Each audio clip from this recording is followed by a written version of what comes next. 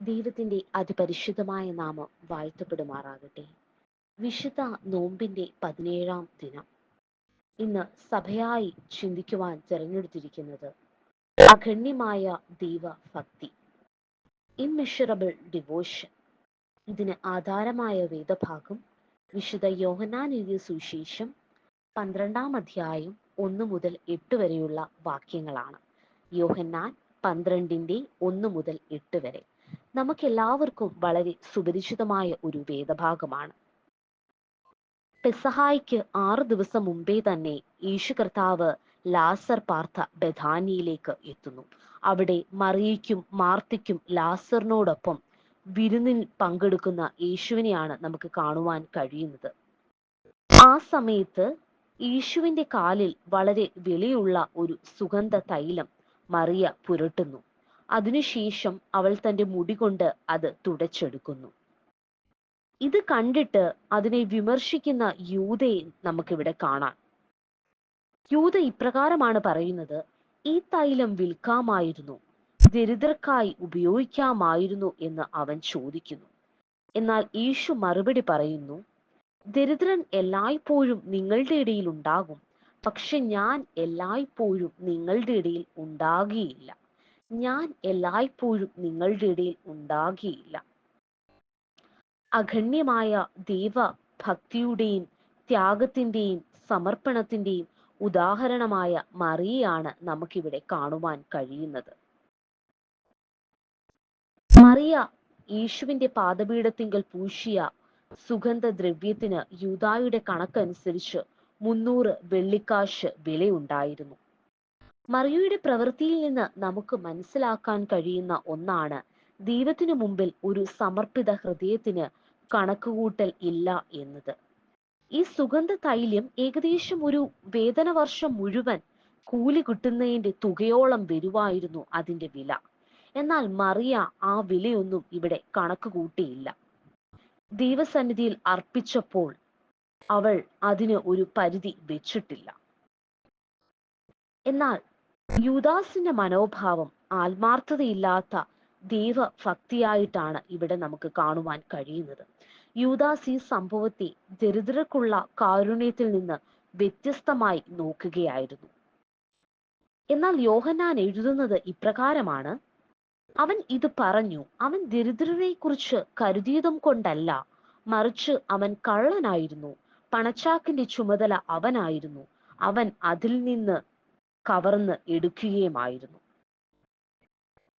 യൂദാസിന്റെ ദൈവഭക്തി കൃത്രിമമായിരുന്നു.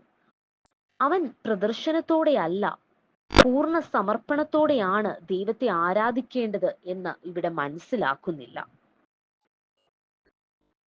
ഇവിടെയെല്ലാം യേശു കർത്താവിന്റെ മറുപടിയാണ് ഇവിടെ ദൈവസന്നിധിയിൽ നമുക്ക് പ്രാധാന്യമായി കാണുവാൻ കഴിയുന്നത്.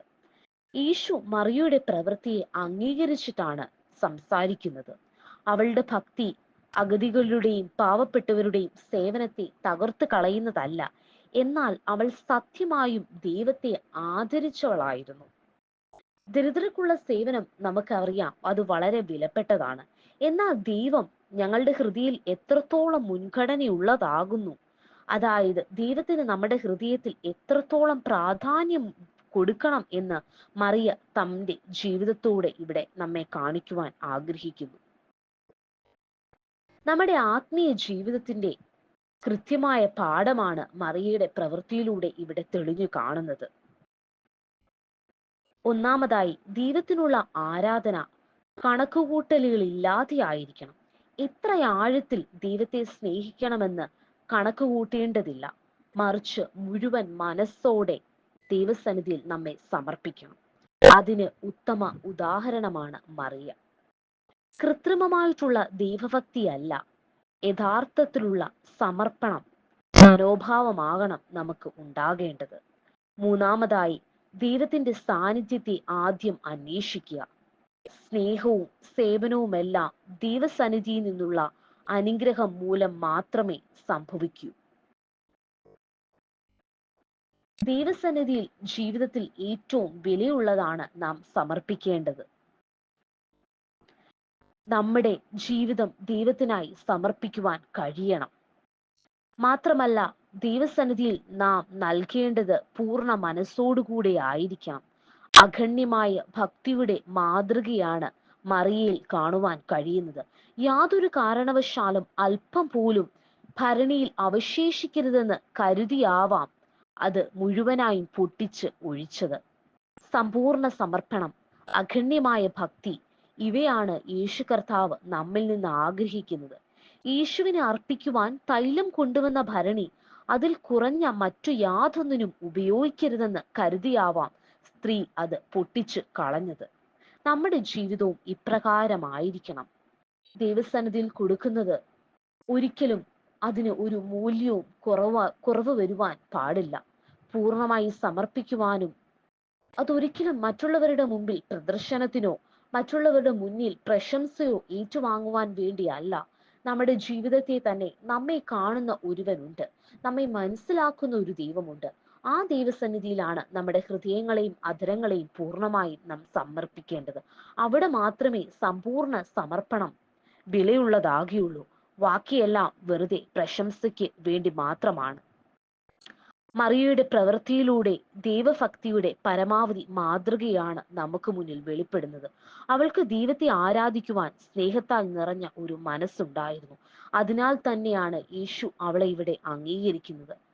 നമ്മളും നമ്മുടെ ഹൃദയത്തിൽ നിന്ന് ദൈവത്തിനായി കണക്കുകൂട്ടലുകളില്ലാതെ ആരാധിക്കുവാൻ തയ്യാറാകുക.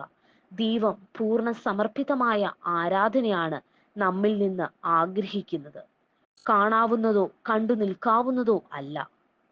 ദൈവത്തിന് തന്നെ നമ്മുടെ ആത്മീയ ജീവിതത്തെ സമർപ്പിക്കുവാൻ ഈ നോമ്പുകാലം അതിനൊരു മുഖാന്തരമായി തീരട്ടെ എന്ന് പ്രാർത്ഥിച്ചുകൊണ്ട് ഞാൻ എൻ്റെ വാക്കുകളെ നിർത്തുന്നു.